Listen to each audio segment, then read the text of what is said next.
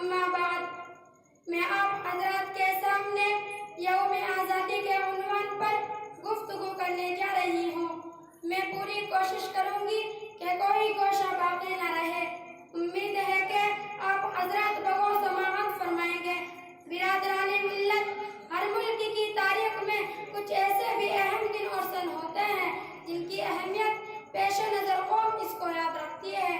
इस तरह हमारे हिंदुस्तान में 15 अगस्त 1947 का दिन निहायत ही अहम है, क्योंकि इसी तारीख को तकरीबन 150 साल की गुलामी के बाद हमारा हिंदुस्तान आज़ाद हुआ था। हर साल 15 अगस्त को यौम आज़ादी के नाम पर धूमधाम से मनाया जाता है। इस दिन की खासियत कौमी त्यौहार है।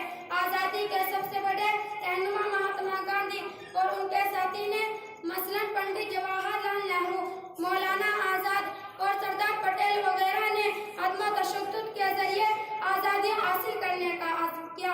हालांकि अंग्रेजों ने जैसे बड़े बड़े मजालिम ढाए और उन्हें बरसों तक जेल में रखा, मगर उन्होंने हिम्मत न हारी। लाखों मुजाहिदीन आज़ादी के सामने अंग्रेजों को घुटने टेकने पड़े और उन्हें 15 अगस्त 1947 को हिंदुस्तान छोड़कर जाना पड़ा। मैं अपनी तकरीर को इस शेर से खत्म करती हूँ।